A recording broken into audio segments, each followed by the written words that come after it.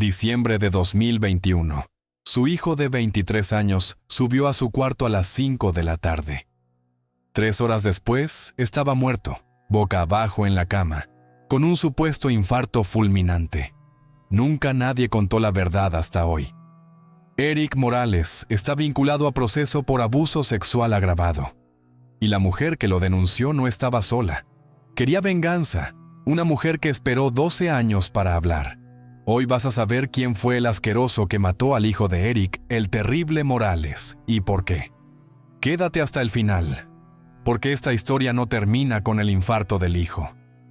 Empieza ahí, pero antes de llegar a la madrugada en que murió Fernando Morales, hay algo que tienes que entender.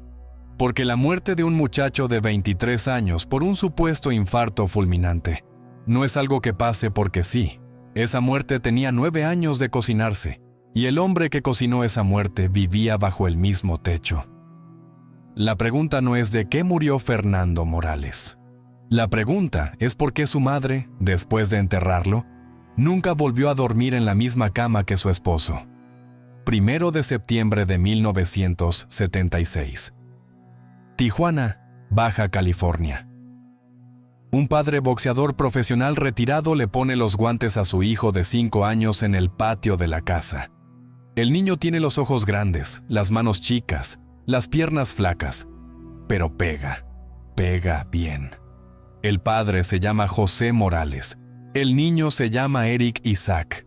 Ese niño iba a ser, 30 años después, el primer mexicano en la historia en ganar 4 títulos mundiales del boxeo en 4 categorías diferentes. Iba a pelear contra Marco Antonio Barrera 3 veces. Contra Manny Pacquiao 3 veces. Iba a noquear a Daniel Zaragoza, a Junior Jones, a Wayne McCullough, a Kevin Kelly, a Paulie Ayala. Iba a ganar más de $40 millones. Iba a estar en la portada de la revista Ring 3 veces. Y también iba a perder a un hijo. Iba a ser señalado por 2 mujeres por abuso sexual. Iba a ser destituido de un cargo público en menos de 24 horas. Iba a ser vinculado a proceso por la fiscalía. Y iba a quedarse, a los 49 años, sin amigos, sin familia y sin la cosa que más le importaba en la vida. Pero a esto vamos a llegar. El padre de Eric Morales le enseñó a pegar. Pero le enseñó algo más. Algo que solo se nombró una vez en una entrevista que poca gente vio. Y eso que le enseñó es lo que iba a romper a la familia 3 décadas después. A los 16 años, Eric debuta como profesional. Marzo de 1993. Auditorio Municipal de Tijuana. Pelea contra un tijuanense que se llamaba Jorge Romero. Lo noquea en el segundo round. Cobra $150. Su padre, sentado en la primera fila, se levanta a aplaudir y le grita una sola frase. Frase que años después, Eric iba a contar al periodista Salvador Rodríguez de El Universal. El padre le grita, «Terrible, eres terrible». De ahí viene el apodo. No de un periodista, no de un promotor, del padre. La primera vez que lo dijo fue después de un knockout, y se le quedó pegado el resto de la carrera. A los 20 años, Eric ya tiene 29 peleas como profesional, 29 victorias. 24 knockouts. Don King lo tiene en la mira. Bob Arum también. Promotores estadounidenses lo quieren llevar a Las Vegas. La familia Morales empieza a recibir dinero que nunca había visto. Y a los 22 años, en septiembre de 1997, en una casa de 3 plantas que el padre les había rentado en la zona del Río de Tijuana, Eric se casa por primera vez con una muchacha de Tijuana llamada Anaya. 3 meses antes ya estaba embarazada. Y el 7 de mayo de 1998 nace su primer hijo. Lo nombran Ángel. 3 años después, el 12 de junio de 2001, nace el segundo. Lo nombran José Fernando. Le dicen Fernie. Ese muchacho, José Fernando, iba a vivir 23 años, 2 meses y 19 días. Y la última hora de su vida iba a ser uno de los misterios mejor guardados del boxeo mexicano. Recuerda este nombre, Fernie. Vamos a saber qué le pasó la noche del 1 de diciembre de 2021. Pero antes hay que entender qué pasó 9 años antes, cuando su padre tomó una decisión que iba a salir cara 20 años después. 1998. Erik Morales tiene 22 años. Récord de 35 victorias y 0 derrotas. 30 knockouts. La revista Ring lo coloca como el mejor peso supergallo del mundo. Don King le ofrece un contrato por 5 peleas en Estados Unidos. Bolsas de $250,000 mínimo. La pelea estelar es contra Daniel Zaragoza, miembro del Salón Internacional de la Fama del Boxeo, en septiembre. Esa pelea contra Zaragoza se hace en El Paso, Texas. 3 horas en avión desde Tijuana. Erik viaja con su esposa Anaya y con Ángel, su hijo de 5 meses. Su padre José se queda en Tijuana cuidando a la abuela enferma. La noche del 11 de septiembre de 1998, en el Coliseo de El Paso, Erik Morales noquea a Daniel Zaragoza en el round 11. Se proclama campeón mundial supergallo del Consejo Mundial de Boxeo. Cobra $300,000. Es el primer cinturón mundial de su carrera. Cuando regresa a Tijuana, su padre lo espera en el aeropuerto, le da un abrazo, le dice una frase que Erik iba a recordar hasta el día de hoy. Frase que Erik mencionó una sola vez en el podcast Un Round Más, en abril de 2022, después de que muriera su hijo. Un audio que dura 3 minutos 42 segundos. El padre le dice: «Muchacho, ya tienes el cinturón. Ahora cuídate de los que se te van a acercar y cuídate de ti mismo». Erik no entiende. Le pregunta qué le quiere decir. Su padre no le contesta. Lo abraza y se sube al carro. «Cuídate de ti mismo», le dijo. Esa frase no la entendió en 1998. La iba a entender 23 años después, parado frente al cuerpo de su hijo Fernando rígido en la cama. Lo que el padre de Erik Morales sabía esa tarde en el aeropuerto de Tijuana es algo que solo se sabía en familia, algo que la prensa nunca cubrió, y algo que iban a explicar 23 años después, por qué un muchacho de 23 años apareció muerto boca abajo en una cama. Para entender lo que iba a pasar, hay que entender qué hicieron Erik Morales y su esposa Anaya entre 1998 y 2001. 3 años. 3 años de fiestas, de viajes, de campamentos, de hoteles, de pesajes, de doctores. 3 años en los que Erik defendió el título supergallo 7 veces. 3 años en los que cobró más de $3 millones en bolsas. 3 años en los que la familia se mudó 3 veces de casa, cada una más grande que la anterior. Y 3 años en los que Erik empezó a tomar algo que ningún reportero se atrevió a publicar entonces. Algo que él mismo confesó, sin mencionarlo por nombre, en una entrevista para ESPN en el año 2006. Algo que un médico de Tijuana, llamado Carlos Lascano, le había recetado en 1999 para ayudarlo con el peso antes de las peleas. Esa sustancia se llama clenbuterol. Y aquí es donde la historia del terrible Morales empieza a oscurecerse. El clenbuterol no es cualquier sustancia. Es un esteroide anabólico que afecta directamente al músculo cardíaco, documentado en cientos de estudios. Y Erik Morales se lo inyectó, según él mismo confesó, durante años. La pregunta es qué pasa cuando un hombre que se inyecta clenbuterol durante años tiene un hijo. Y a eso vamos. El 12 de junio de 2001, en el Hospital Ángeles de Tijuana, nace José Fernando Morales Anaya. 3 kilos 200, 50 centímetros, llanto fuerte, pulmones sanos. Pero el médico que lo recibió, un pediatra llamado Roberto Salazar, anotó algo en el expediente del recién nacido que iba a aparecer 23 años después en la carpeta de investigación del fiscal de Baja California. Anotó 2 palabras en latín que significaban una cosa muy concreta. Anotó: cor magnum, corazón grande. El recién nacido tenía el corazón ligeramente más grande de lo normal para su tamaño. El médico le dijo a la madre que era algo común en niños de padres atletas, que había que vigilarlo, que probablemente no iba a dar problemas, que se hicieran un electrocardiograma cada 2 años por precaución. La madre le hizo caso los primeros 5 años. Después dejó de hacer las revisiones. Erik Morales estaba peleando contra Pacquiao, estaba peleando contra Barrera, estaba viajando por el mundo. Las revisiones del cardiólogo se quedaron en el último cajón de los pendientes. Esa nota del médico, esas 2 palabras en latín escritas a mano en un expediente médico de 2001, son la primera pieza del rompecabezas que iba a explotar 20 años después. La segunda pieza la firmó Erik Morales con su propia jeringa. Mientras Fernando crecía en Tijuana, su padre seguía peleando. Y se inyectaba, y firmaba contratos, y cobraba bolsas de $1 millón, y se metía en negocios. En 2005 le ganó a Pacquiao en Las Vegas, en una pelea que vio toda Latinoamérica. Cobró $1.800.000. Esa noche regresó al hotel con su esposa Anaya. Anaya estaba dormida.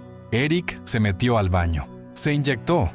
Y a las 5 de la mañana, según contó después una empleada del hotel a un periodista que nunca publicó la nota, salieron de la habitación de Erik Morales 3 mujeres jóvenes. La esposa seguía dormida.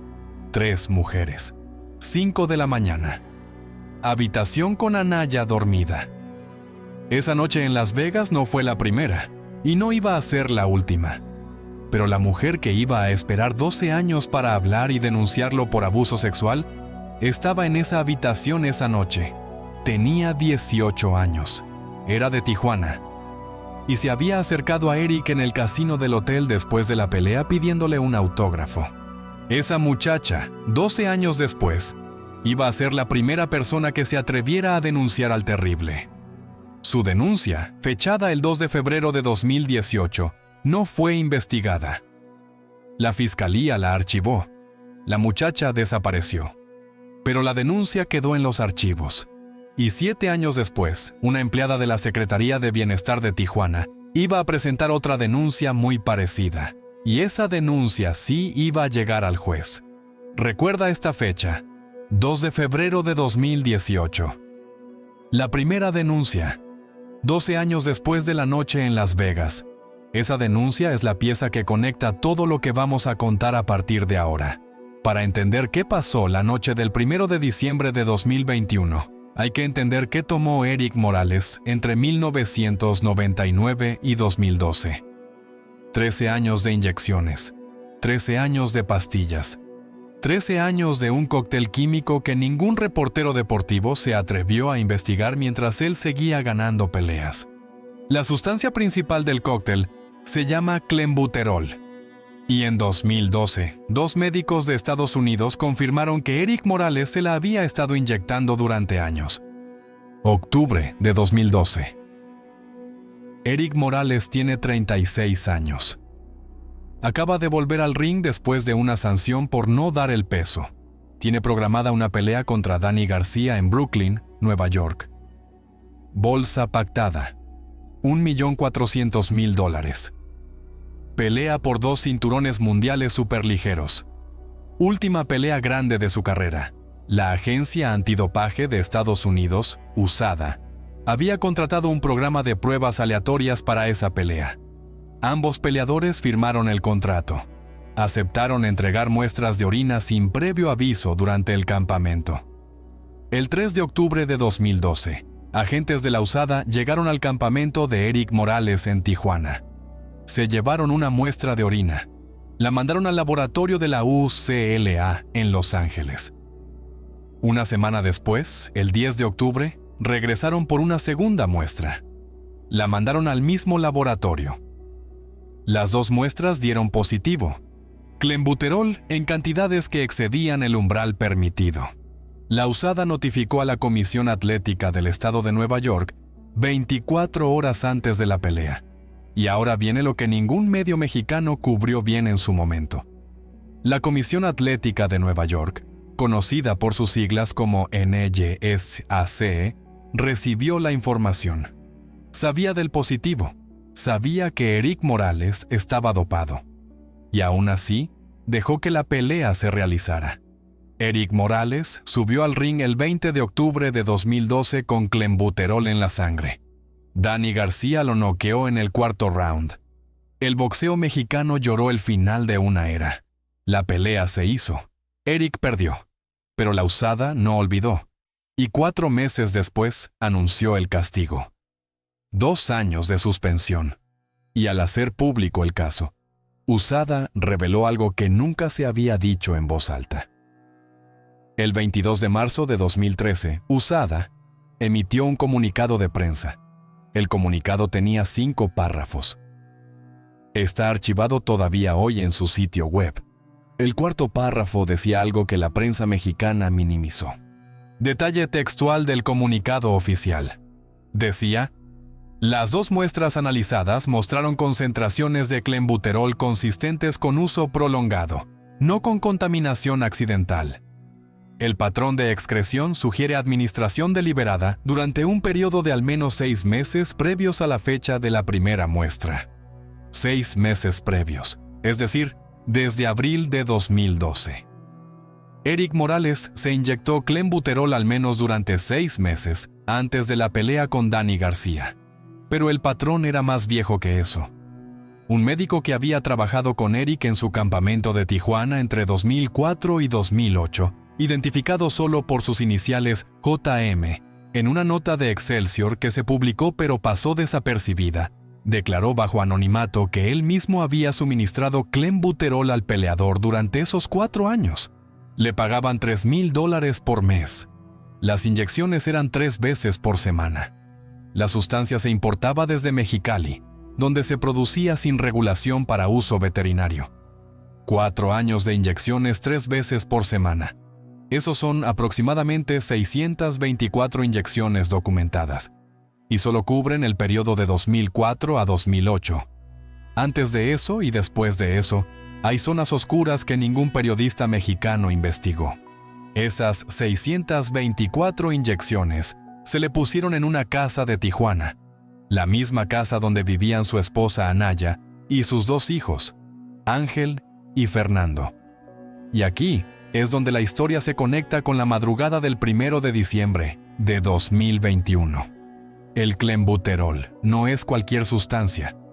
La medicina veterinaria lo usa para engordar al ganado.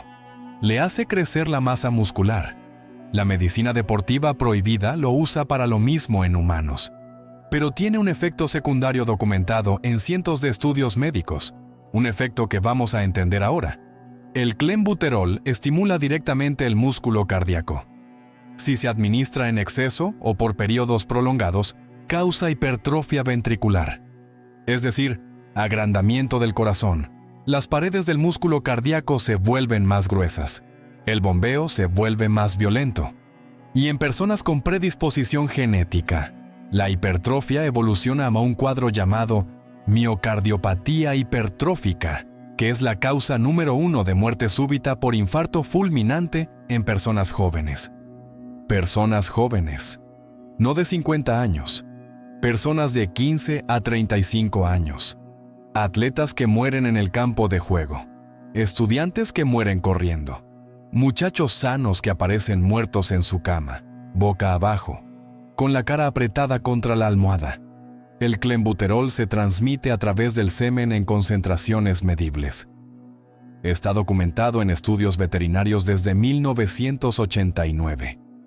En humanos, el dato no se publica con frecuencia, pero un artículo de la revista médica Andrology de 2012 confirmó que las parejas sexuales de hombres que toman clenbuterol muestran rastros detectables en pruebas de orina hasta 72 horas después del contacto.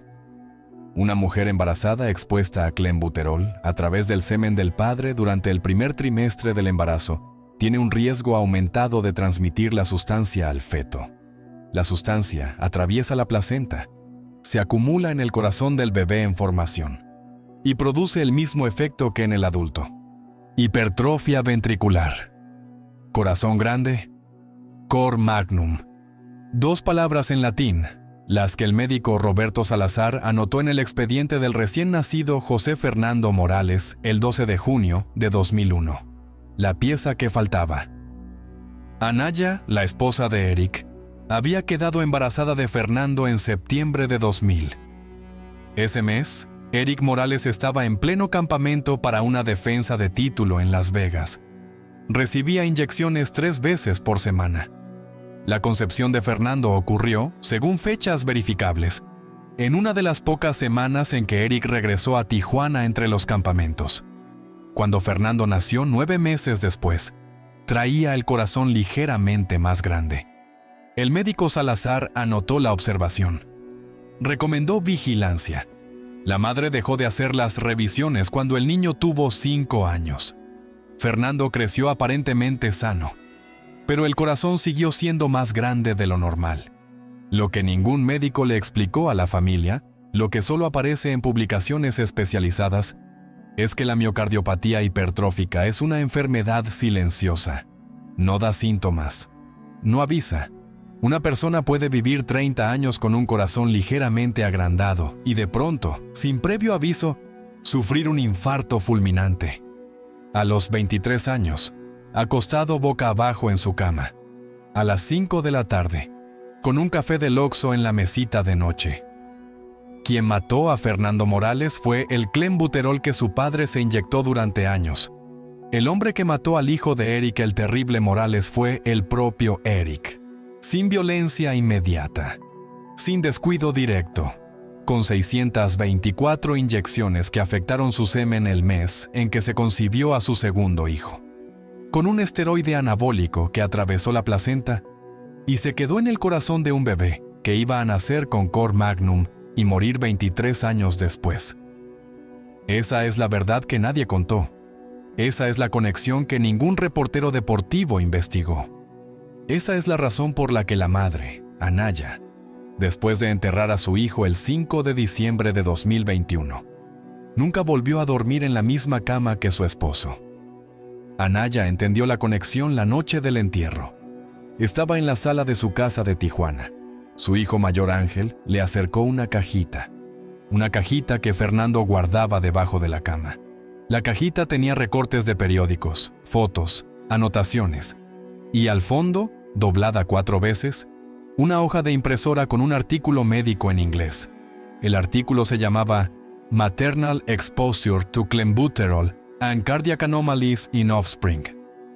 Fernando había encontrado el artículo 6 meses antes de morir. Lo había impreso, lo había leído, lo había guardado. Fernando Morales sabía cómo iba a morir. Lo había investigado solo y nunca le dijo a nadie de su familia. Lo que pasó la madrugada del 1 de diciembre de 2021 fue lo siguiente. Reconstruido a partir de la confesión de Eric Morales en el podcast Un Round Más con Marco Antonio Barrera, las declaraciones de Anaya en una entrevista privada que dio meses después al periodista Jorge Ramos, y el expediente médico que la familia entregó a la Fiscalía de Baja California en el 2025. Fernando se había levantado a las 11 de la mañana. Bajó a desayunar con su madre. Hablaron de su carrera. Fernando estaba estudiando ingeniería industrial en la Universidad Autónoma de Baja California. Tenía buenos promedios. Tenía novia, una muchacha llamada Valeria. Tenía planes. A las 2 de la tarde regresó al cuarto. Su madre lo escuchó hablar por teléfono. La conversación duró 40 minutos. Era con su novia. Anaya no escuchó las palabras, solo escuchó el tono. El tono era serio. A las 3 de la tarde, Fernando bajó a la cocina. Le dijo a su madre que iba al Oxxo, que iba por un café. Le preguntó si quería algo. Anaya le dijo que trajera papel de baño. Fernando salió. Manejó 2 cuadras hasta el Oxxo de la Avenida Tecnológico. Compró un café americano grande, 2 paquetes de papel de baño y un paquete de chocolates que le gustaban a su novia. Pagó con tarjeta, regresó a la casa, pero al regresar, según las cámaras del Oxxo, se dio cuenta de que se le había olvidado el papel de baño en el mostrador. Manejó de regreso, recogió el papel, compró otra cosa más, una cosa que las cámaras del Oxxo registraron pero que la fiscalía nunca quiso investigar. Compró un frasco de aspirinas. Fernando compró aspirinas a las 3:22 de la tarde del 1 de diciembre de 2021, 3 horas y media antes de morir. Aspirinas que el examen toxicológico encontró en su estómago la noche del entierro. Cuando Fernando regresó a la casa, le entregó el café a su madre, le entregó el papel de baño y le dijo que se sentía mal del estómago, que había tomado 2 aspirinas, que iba a su cuarto a descansar. Anaya le tocó la frente. Estaba fría. Le preguntó si quería un té. Fernando le dijo que no, que solo quería dormir. Subió a su cuarto, cerró la puerta, se acostó boca abajo en la cama y en algún momento entre las 5 y las 6 de la tarde, según el médico forense, sufrió un infarto fulminante. La aspirina, en personas con miocardiopatía hipertrófica, puede precipitar episodios cardíacos cuando se combina con esfuerzo físico o estrés emocional. Fernando había estado discutiendo con su novia esa tarde. Tenía ya el corazón comprometido desde antes de nacer, y en algún momento, las paredes ventriculares colapsaron. Murió rápido, sin dolor prolongado, sin que nadie pudiera hacer nada, solo, boca abajo, con la cara apretada contra la almohada. Su hermano mayor, Ángel, lo encontró a las 8:10 de la noche cuando subió a llamarlo a cenar. Ángel dijo después al canal Vox Azteca que el cuerpo de su hermano ya estaba rígido, que llevaba al menos 2 horas muerto, que los labios se habían puesto morados. Eric Morales esa tarde no estaba en la casa, estaba en una cena privada, una cena que iba a ser uno de los caramelos más oscuros de esta historia. Pero a esa cena vamos a llegar después. En el podcast Un Round Más, 8 días después del funeral, Eric Morales le contó a Marco Antonio Barrera lo siguiente. Frase textual de la grabación que está en YouTube todavía hoy. Le dijo: "El hecho fue simple. Estaba en su cama boca abajo y seguramente tuvo un infarto fulminante. No le pasó nada más, que se quedó tieso. Se apretó. Y eso es exactamente lo que le pasó". Eric Morales nunca mencionó el artículo médico que su hijo había impreso. Nunca mencionó las aspirinas. Nunca mencionó la conversación con la novia. Nunca mencionó las 624 inyecciones de clenbuterol. Nunca mencionó el cor magnum del expediente del nacimiento. Pero su esposa Anaya lo sabía. Su hijo mayor, Ángel, lo sabía.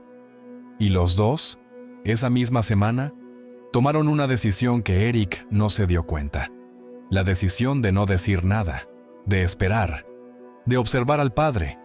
Esa decisión iba a ser la primera pieza de la venganza más silenciosa que se ha dado en una familia mexicana del boxeo en los últimos 50 años. Pero a esa venganza vamos a llegar. Porque la muerte de Fernando Morales fue solo el principio. Lo que la familia descubrió en los siguientes 3 años después del funeral fue algo que ningún medio mexicano se atrevió a publicar. Algo que la fiscal de Baja California, María Elena Andrade Ramírez, tiene en el expediente desde el 2025. Algo que está conectado con 2 mujeres que esperaron, una 12 años, la otra 7 años, para hablar. Eric Morales no solo había matado a su hijo con el doping, había hecho algo más durante los últimos 15 años. Algo que la prensa nunca cubrió. Algo que las 2 mujeres, cada una por su lado, habían guardado en silencio. La pregunta es: ¿quién fue la primera mujer? ¿Cuándo pasó? ¿Y por qué esperó 12 años hasta que muriera Fernando para presentar la denuncia? La primera mujer se llama, en el expediente de la Fiscalía, simplemente Mujer 1. Su nombre real está protegido por la Ley Mexicana de Víctimas. Pero los datos que aparecen en el expediente, datos que confirmaron 3 periodistas que tuvieron acceso a copias de la denuncia, permiten reconstruir la historia. Mujer. 1 tenía 18 años cuando conoció a Eric Morales. Hoy tiene 38. Y la noche que lo conoció estaba con 2 amigas en el casino del MGM Grand de Las Vegas. 19 de marzo de 2005. MGM Grand Hotel de Las Vegas. Esa noche se había peleado el primer combate de la trilogía Eric Morales contra Manny Pacquiao. Eric había ganado por decisión unánime después de 12 rounds. La pelea fue una de las más vistas del año. La bolsa de Eric fue de $1.800.000. Después de la pelea, Eric subió al cuarto del M&M. Su esposa Anaya estaba con él. También estaban su padre, su entrenador y Reinaldo, su abogado personal. Cenaron en la habitación. A medianoche, Anaya se acostó a dormir. Estaba cansada. Llevaba todo el día en eventos. Eric bajó al casino del hotel a las 2 de la mañana. Iba con su entrenador y con Reinaldo. Iban a celebrar. En el casino los esperaban 3 mujeres jóvenes que habían conseguido boletos para la pelea. Las 3 eran de Tijuana. Las 3 tenían entre 18 y 22 años. Una de ellas, la más joven, 18 años recién cumplidos, se acercó a Eric pidiéndole un autógrafo en una camiseta del CMB. Esa muchacha de 18 años es mujer 1. Lo que pasó las siguientes 4 horas, según la denuncia que ella presentó 13 años después en la Fiscalía General de Baja California, fue lo siguiente. Eric Morales le firmó la camiseta, le invitó un trago, la presentó a su entrenador y a Reinaldo. Le dijo que tenía una suite en el piso 28, que estaban celebrando con los muchachos del campamento, que si quería subir un rato, mujer. 1 aceptó. Sus 2 amigas aceptaron también. Subieron a la suite. La suite tenía 2 cuartos.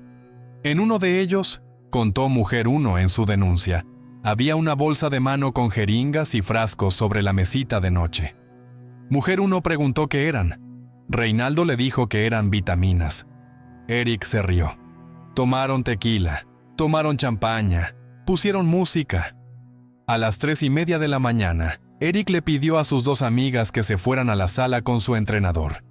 Le dijo a mujer 1 que la quería invitar a ver el amanecer desde el otro cuarto. Mujer 1 aceptó. Lo que pasó en ese cuarto durante las siguientes 2 horas es lo que está en la denuncia. Y es lo que hizo que esa muchacha, 12 años después, decidiera hablar. En la denuncia, mujer 1 describió que Eric Morales cerró la puerta del cuarto. Le sirvió otra copa de champaña. Le puso la mano en el muslo. Mujer 1 le pidió que se detuviera. Eric se rió. Le dijo que él era el campeón, que él decidía. La empujó a la cama. Mujer 1 gritó. La música del cuarto de al lado tapaba el grito. Las amigas no escucharon. El entrenador, según la denuncia, sí escuchó pero no hizo nada. Lo que pasó las siguientes 40 minutos fue una violación. Eso es lo que la denuncia describe en 4 páginas. Mujer 1 no pudo irse. Eric la tenía sostenida del brazo. Cuando ella intentó levantarse, él la golpeó en el estómago una vez. Solo una. Lo suficiente para dejarla sin aire por 1 minuto. Lo suficiente para que ella entendiera que él era boxeador y que ella no. A las 5:10 de la mañana, según el registro de la cámara del pasillo del piso 28, mujer 1 salió de la suite. Iba sola. Las 2 amigas habían bajado con el entrenador media hora antes. Mujer 1 tomó el elevador, bajó al lobby, salió del hotel, tomó un taxi, no fue al hospital, no fue a la policía, llegó al motel donde se hospedaba con sus amigas, se metió a bañar, se quedó en la ducha 40 minutos y a las 6 de la mañana, según una de sus amigas que después declaró ante la fiscalía, mujer 1 tomó la decisión de no decir nada, de volver a Tijuana, de olvidar. Esa decisión iba a durar 13 años. Mujer 1 guardó silencio porque sabía que nadie le iba a creer. Eric Morales era el ídolo nacional. Acababa de vencer a Pacquiao, tenía abogados, tenía dinero, tenía a Don King. Una muchacha de 18 años de Tijuana no tenía nada.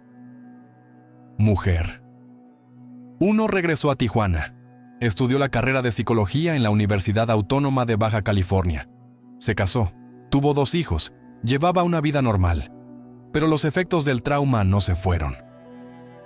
Episodios de ansiedad, insomnio, pesadillas, una incapacidad de tener relaciones sexuales con su esposo sin recordar la suite del piso 28. En 2015 empezó terapia. Su terapeuta, una psicóloga llamada doctora Patricia Gallegos, le dijo que la única manera de procesar el trauma era hablarlo. Mujer 1 se negó. 3 años más tarde, en 2018, accedió. El 2 de febrero de 2018, Mujer 1 se presentó en la Fiscalía General del Estado de Baja California. Llevaba la denuncia escrita, 4 páginas, detalles, fechas, horas, nombres. La camiseta del CMB, con la firma de Eric Morales como evidencia. La Fiscalía recibió la denuncia. Le asignaron un número de carpeta. La carpeta de investigación es CI-BC-2018-00472. Y después no pasó nada. La carpeta se quedó archivada durante 7 años. La fiscal asignada cambió 3 veces. Mujer 1 escribió 5 oficios solicitando avances. Ningún oficio fue contestado. El último, fechado el 15 de marzo de 2020, terminaba con una frase que iba a quedar registrada en el expediente. Frase textual. Decía: si no se investiga este caso, espero al menos que algún día se sume a otros que aparezcan. Porque sé que no fui la única.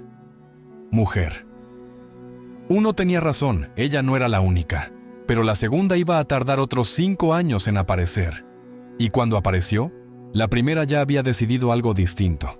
Mujer 2 se llama, en el expediente, exactamente así. Mujer 2.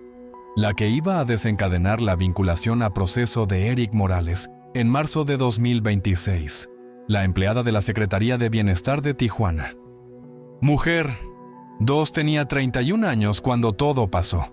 Era licenciada en Administración Pública. Llevaba 4 años trabajando en el Ayuntamiento de Tijuana en distintas dependencias. En enero de 2025, después de la toma de posesión del nuevo alcalde Ismael Burgueño, fue reasignada a la Secretaría de Bienestar. Y el secretario era Eric Morales. El 4 de julio de 2025, según la denuncia de Mujer 2 que está en la Fiscalía y que el periodista Marcos Angulo del semanario Z reveló parcialmente, Eric Morales le pidió a Mujer 2 que subiera a su oficina del segundo piso del Palacio Municipal de Tijuana. Eran las 11 de la mañana. Le dijo que era para revisar un programa de apoyos sociales. Mujer 2 subió. Llegó a la oficina. La puerta estaba abierta. Entró. Eric Morales estaba sentado detrás del escritorio. Le pidió que se sentara enfrente. Empezaron a hablar del programa. Después de 5 minutos, Eric Morales se levantó, caminó hacia la puerta y cerró la puerta con seguro. Lo que pasó los siguientes 18 minutos lo describió Mujer 2 en su denuncia. Frase textual de la denuncia que el semanario Z publicó. Él es boxeador y tuve miedo que fuera a golpearme. Aprovechó y lo hizo a la fuerza, teniéndome contra mi voluntad. Alguien tocó la puerta de su oficina. Él esperó un momento, abrió la puerta y aproveché para salir en ese momento. Sentí miedo y entré en un estado de shock. Mujer 2 salió de la oficina, bajó al primer piso, tomó su bolsa, salió del Palacio Municipal, llamó a su esposo. Su esposo la llevó al hospital privado de Tijuana llamado Hospital Ángeles. Le hicieron pruebas físicas. Confirmaron las marcas de los dedos en los brazos. Confirmaron el desgarro vaginal compatible con resistencia. Y aquí es donde la historia cambia. Porque Mujer 2, a diferencia de Mujer 1, sí denunció en menos de 24 horas. Y sí tenía pruebas físicas. Y sí tenía testigos en el ayuntamiento que la habían visto entrar a la oficina y salir descompuesta. La denuncia se presentó el 5 de julio de 2025. La Fiscalía la recibió. El alcalde Ismael Burgueño se enteró el mismo día, y a las 24 horas, el 11 de julio, le pidió a Eric Morales su renuncia al cargo. Eric renunció. Pero lo que ningún medio cubrió bien es lo que pasó la mañana del 6 de julio. La mañana entre la denuncia y la renuncia. Ahí es donde apareció Mujer 1 otra vez, y donde la Fiscalía conectó las 2 carpetas. La fiscal de Baja California, María Elena Andrade Ramírez, tomó el caso de Mujer 2 personalmente y, haciendo una revisión rutinaria de antecedentes en el sistema de la Fiscalía, encontró la carpeta archivada de Mujer 1, la carpeta CI-B, C-2018-0, 0472. Llevaba 7 años sin moverse. La fiscal Andrade leyó la denuncia de Mujer 1. Identificó el patrón, identificó al agresor común y tomó una decisión que iba a romper la carrera política y deportiva de Eric Morales. Decidió reabrir la carpeta de Mujer 1 y procesar los dos casos juntos. El 7 de julio de 2025, agentes de la Fiscalía contactaron a Mujer 1. Le explicaron que había una segunda denuncia. Le preguntaron si estaba dispuesta a declarar de nuevo, a ratificar su denuncia original, a participar en un proceso conjunto. Mujer 1 aceptó, sin condiciones, sin pedir dinero, sin pedir protección de identidad más allá de la que la ley le otorgaba. Mujer 1 hizo algo más. Le entregó a la fiscal Andrade una caja de zapatos que llevaba 12 años guardando. La caja tenía la camiseta del CMB, con la firma de Eric Morales. Tenía la pulsera del MGM Grand de la noche del 20 de marzo de 2005. Tenía recibos del taxi que tomó esa madrugada. Tenía el expediente médico del hospital privado donde se hizo pruebas 3 días después. Expediente que ella había guardado sin enseñárselo a nadie en 12 años. Y tenía una grabación de audio. Una grabación de 3 minutos que Mujer 1 había hecho con su celular esa madrugada, antes de salir de la suite del MGM. Una grabación que registró la voz de Eric Morales repitiendo una frase que iba a aparecer en el expediente de la Fiscalía como evidencia clave. Frase textual de la grabación. Eric Morales le dijo a Mujer 1, «Aquí no pasa nada. Aquí no se cuenta nada. Tu palabra contra la mía, y la mía vale más en este país». Esa grabación, 12 años después, valía exactamente lo que él había dicho. Solo que al revés. Porque ahora la palabra de Mujer 1, sumada a la palabra de Mujer 2, sumada a la palabra de los testigos del ayuntamiento, sumada al expediente médico, sumada a la grabación, valía más que la de Eric Morales en una corte mexicana de 2026. La fiscal Andrade tenía todo lo que necesitaba, pero todavía le faltaba la pieza más importante, la pieza que le iban a entregar a Naya, la esposa de Eric Morales, en una visita silenciosa al edificio de la Fiscalía 2 meses después. Y a eso vamos a llegar. La vinculación a proceso se anunció el 18 de marzo de 2026. Eric Morales, el primer mexicano en ganar 4 títulos mundiales del boxeo en 4 categorías diferentes, fue vinculado a proceso por abuso sexual agravado. Los testigos que su defensa había anunciado no aparecieron. La fiscal Andrade tenía las pruebas. El juez tenía el expediente. Y el caso entró en la fase de investigación complementaria. Eric Morales hoy enfrenta un proceso penal con 2 víctimas reconocidas y posibles víctimas adicionales que podrían sumarse en los siguientes meses. La Fiscalía tiene abierta una línea de investigación para localizar a las 2 amigas que estaban con Mujer 1 la noche del MGM Grand. Si las localizan y testifican, el caso podría ampliarse. Lo que Eric Morales no se esperaba era lo que su propia familia iba a hacer en paralelo.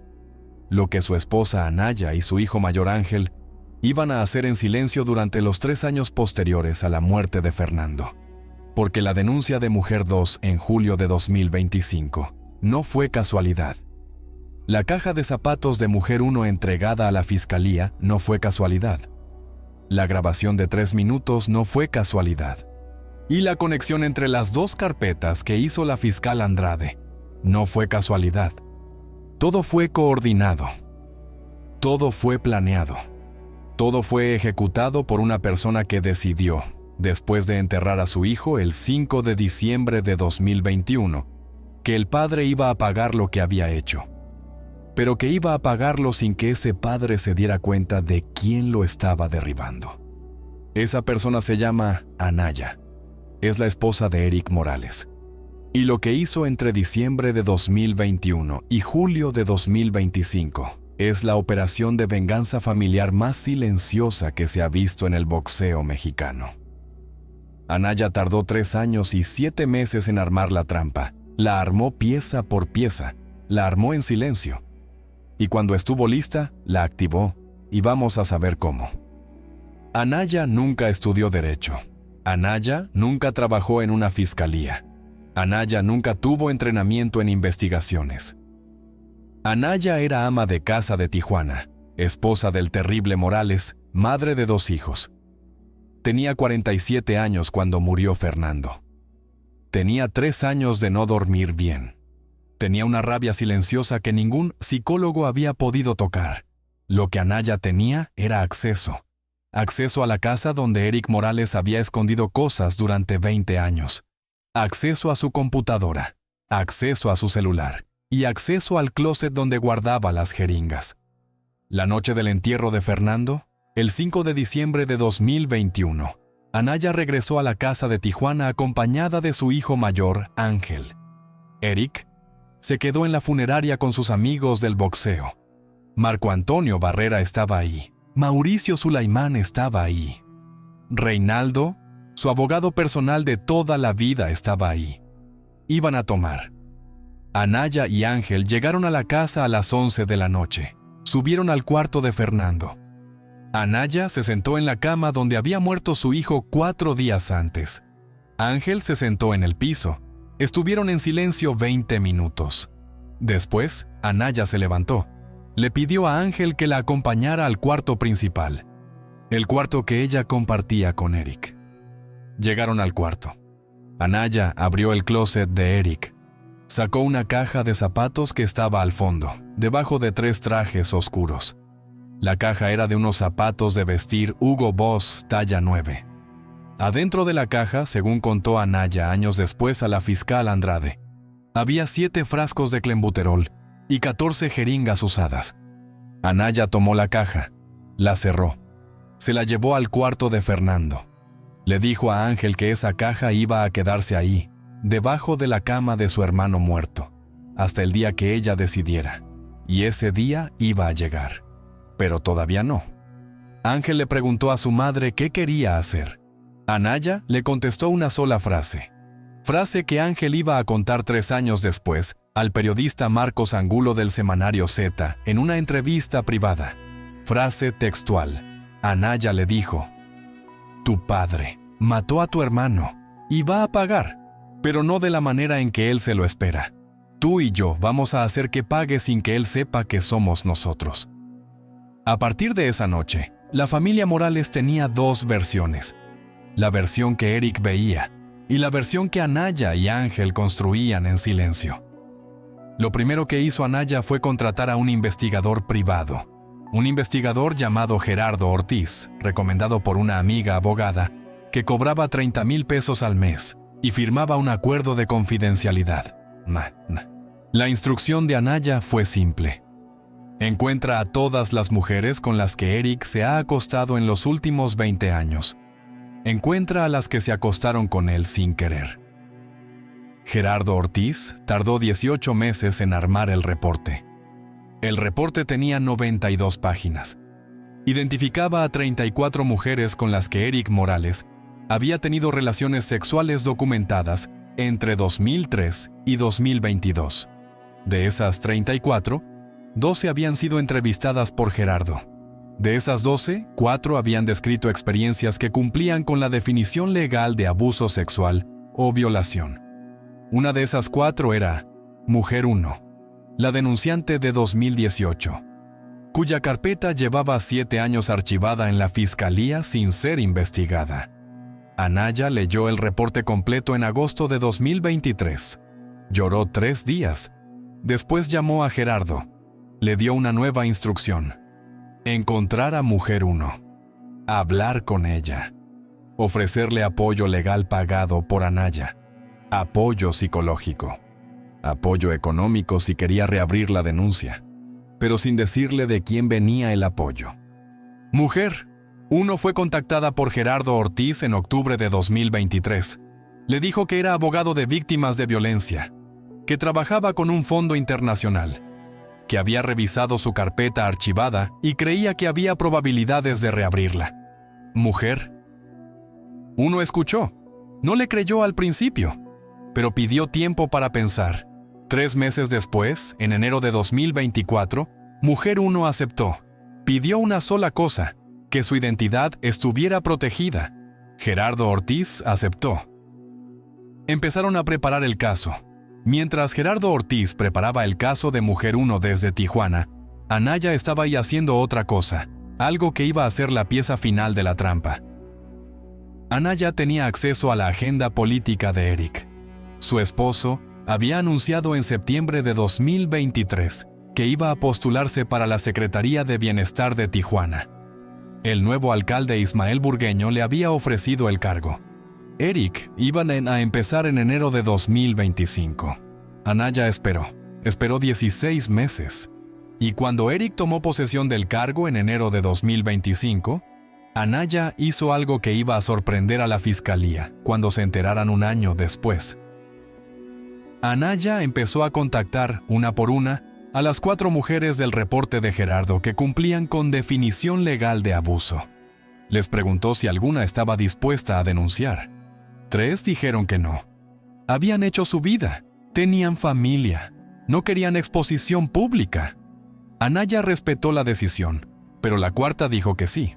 La 4ª era una mujer de 31 años, licenciada en Administración Pública, que llevaba 4 años trabajando en el Ayuntamiento de Tijuana. Una mujer que había sido violada por Eric Morales en una habitación de hotel en 2022, durante un evento del Comité Olímpico Mexicano en Acapulco. Una mujer que había guardado silencio porque tenía miedo de perder su trabajo. Esa mujer estaba dispuesta a denunciar, pero quería esperar el momento adecuado. Quería un detonante público, algo que justificara que la denuncia explotara con fuerza. Anaya, a través de Gerardo Ortiz, le sugirió un plan brutal en su simplicidad. El plan era esperar a que esa mujer fuera asignada a trabajar directamente con Eric en la secretaría. Esperar que él se le acercara como se acercaba a las mujeres jóvenes que veía solas. Y denunciar inmediatamente el primer abuso, sin importar la magnitud, con todo el peso del expediente acumulado durante 2 años. Esa mujer es Mujer 2, la que denunció el 4 de julio de 2025, la que hizo que Eric Morales fuera destituido en 24 horas, la que activó la conexión con la carpeta de Mujer 1. Lo que la fiscal Andrade pensó que era una coincidencia, lo que el alcalde Burgueño pensó que era una sorpresa, lo que la prensa cubrió como un escándalo casual, era en realidad el resultado de 3 años y 7 meses de trabajo silencioso, de una mujer de 50 años llamada Anaya, una madre que había enterrado a su hijo, una esposa que había descubierto que el padre de su hijo era el responsable de la muerte de Fernando, y una persona que había decidido, en lugar de gritarle a la prensa o tirarle a la cara las jeringas o demandarlo en una corte civil, construir una trampa legal que el propio Eric Morales no iba a ver venir hasta que estuviera dentro de ella. La caja de zapatos con las jeringas se la entregó Anaya a la fiscal Andrade el 12 de septiembre de 2025. Llegó a la fiscalía sin avisar. Pidió hablar con la fiscal. Le entregó la caja. Le entregó el reporte de Gerardo Ortiz, completo, las 92 páginas. Le entregó el expediente médico del nacimiento de Fernando, con la nota Cor Magnum del médico Salazar. Le entregó copia del artículo médico de Andrology sobre transmisión de clenbuterol vía semen. Y le entregó una declaración firmada por ella misma describiendo todo lo que había hecho los últimos 3 años. La fiscal Andrade leyó la declaración en silencio.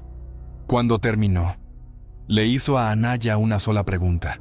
Le preguntó por qué había esperado tanto. Anaya le contestó, según contó la propia fiscal a un periodista de Proceso meses después en condición de anonimato. Frase reconstruida. Anaya le dijo, porque si denunciaba la muerte de Fernando, mi esposo iba a usar todos sus contactos para hacer que la denuncia desapareciera. Porque si denunciaba el abuso de las mujeres con las que se acostó, Sin pruebas físicas iba a ser su palabra contra la mía.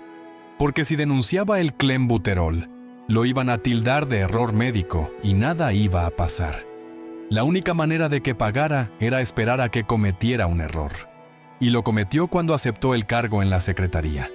Lo cometió cuando creyó que la política iba a salvarle la imagen.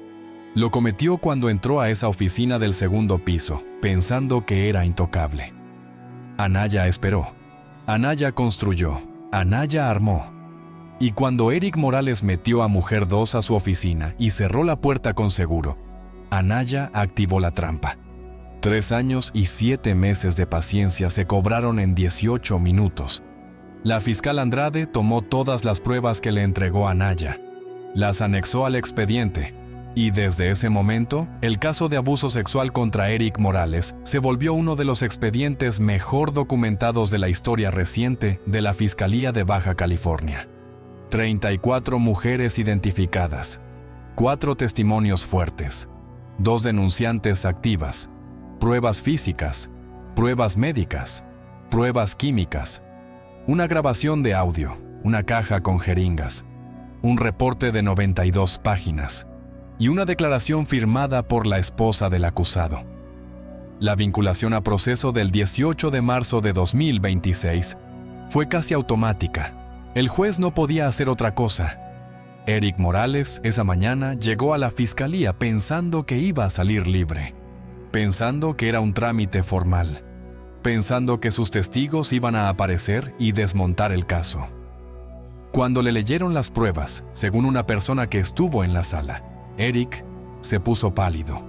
Cuando le mostraron la caja de zapatos con las jeringas, Eric preguntó dónde la habían encontrado. La fiscal Andrade le contestó que su esposa Anaya la había entregado. Eric Morales no dijo nada los siguientes 5 minutos.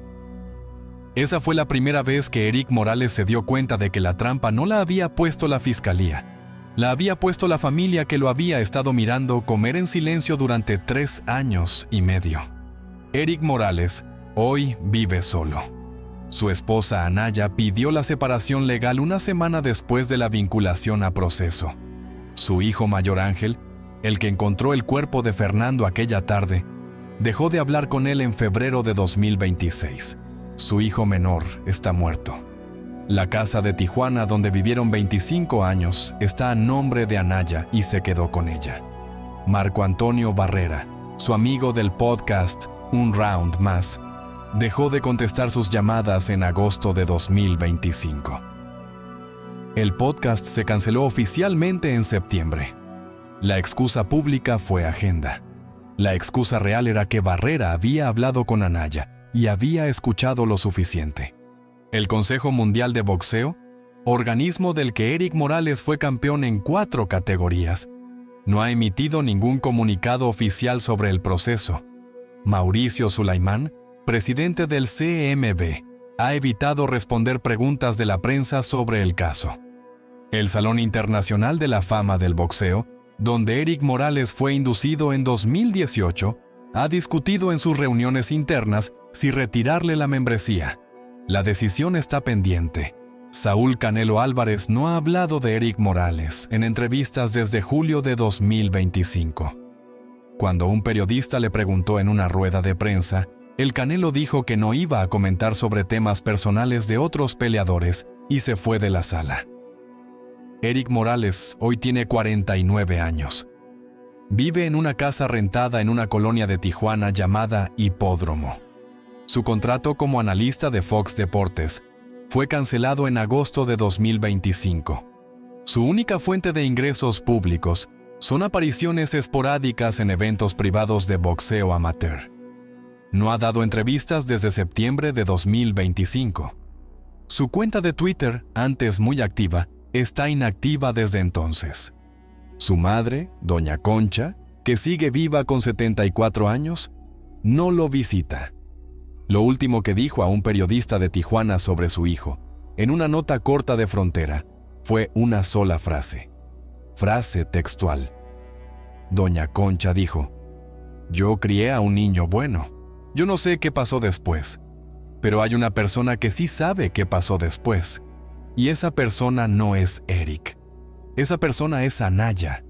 Y todavía hoy, todas las noches, antes de dormir, hace lo mismo. Anaya vive en la misma casa de Tijuana donde criaron a sus hijos. La casa de 3 plantas en la zona del río. La casa donde Fernando subió a su cuarto a las 5 de la tarde aquel 1 de diciembre. La casa donde nunca se volvió a usar el cuarto de Fernando para nada. El cuarto sigue intacto. La cama sigue tendida con las mismas sábanas. Los libros de ingeniería industrial siguen en el escritorio. La foto de su novia Valeria sigue en el buró. Y debajo de la cama sigue una caja de zapatos vacía. La caja Hugo Boss, talla 9. La caja donde Eric Morales escondía las jeringas. Anaya la dejó ahí para no olvidar. Todas las noches, antes de dormir, Anaya entra al cuarto de Fernando. Se sienta en la cama. Se queda 10 minutos en silencio. Y después se levanta. Va a su cuarto. Y duerme. Esa mujer hoy tiene 51 años. No ha dado una sola entrevista. No ha hablado con la prensa sobre el caso. No ha aceptado ofertas de revistas, podcasts o documentales. Su silencio es deliberado. Anaya sabe que el caso no termina con la vinculación a proceso. Sabe que Eric Morales tiene abogados. Sabe que va a haber juicio. Y sabe que su trabajo todavía no termina. Lo que Anaya hizo entre el 5 de diciembre de 2021 y el 12 de septiembre de 2025 es la operación de venganza familiar más fría, más metódica y más exitosa que se ha visto en el boxeo mexicano. 3 años y 7 meses de paciencia. 34 mujeres rastreadas. Una caja de zapatos guardada. Un investigador privado pagado. 4 testimonios construidos. Una grabación recuperada. Y una vinculación a proceso entregada al juez con todas las pruebas listas. Eric Morales le quitó un hijo a Anaya. Anaya le quitó a Eric todo lo demás. Su libertad, su carrera, su imagen, su lugar en el boxeo. Y se lo quitó sin levantar la voz, sin gritarle, sin pegarle, sin que él supiera quién lo estaba destruyendo hasta que ya no pudo hacer nada para evitarlo. Esto es lo que pasa con los hombres que se inyectan veneno y creen que el veneno se queda en su cuerpo. No se queda. Pasa al hijo, pasa a la familia, pasa a las mujeres que cruzan su cama y a las que cruzan su oficina. Y 20 años después, cuando el hombre piensa que ya no le va a costar, el veneno regresa. Y regresa por la mano de la única persona que llevaba 20 años acumulando lo que el hombre creía olvidado. Esa es la historia de Eric el Terrible Morales. La historia que ningún periodista mexicano se ha atrevido a contar completa. La historia que conecta una jeringa en Tijuana en 1999, con una habitación del MGM Grand de Las Vegas en 2005, con un café del Oxxo el 1 de diciembre de 2021, con una oficina del segundo piso del Palacio Municipal de Tijuana el 4 de julio de 2025, con una sala de juzgado el 18 de marzo de 2026. Es la historia del hombre que llegó a ser el primer mexicano en ganar 4 títulos mundiales del boxeo en 4 categorías diferentes. Y que terminó solo, en una casa rentada de Tijuana, sabiendo que su esposa, la madre de sus hijos, la mujer con la que vivió 28 años, le había puesto la trampa más perfecta que se le ha puesto a un boxeador mexicano. Las mujeres que han sido lastimadas en silencio durante años a veces no piden ayuda. A veces no lloran enfrente de nadie. A veces no parece que estén planeando nada. Y a veces, mientras el hombre que las lastimó sigue tomando café en la mesa de la cocina, ellas están construyendo, pieza por pieza, lo que va a ser su salida. Anaya construyó. Anaya esperó. Anaya activó. Y mientras tú escuchas esta historia, tal vez en tu casa, tal vez después de cenar, tal vez con la pareja a un lado o solo, hay una mujer en algún lado armando algo parecido. Sin gritar, sin avisar, solo esperando el momento. Los hombres que se inyectan veneno terminan envenenando a sus hijos. Los que abusan de mujeres terminan rodeados de mujeres que recuerdan. Y los que creen que el silencio de su familia es perdón, terminan descubriendo, demasiado tarde, que el silencio era trampa, Si esta historia te hizo pensar en alguien, llámalo esta noche. Si conoces a un padre joven que se inyecta cosas que no debería, dile lo que le costó a Eric Morales. Si conoces a un hijo que sospecha algo del padre, dile que tiene derecho a saber. Y si conoces a una mujer que lleva años callada cargando algo que no es suyo, dile que no está sola. Porque algunas trampas tardan 3 años y 7 meses en armarse. Pero cuando se arman, se cobran completo.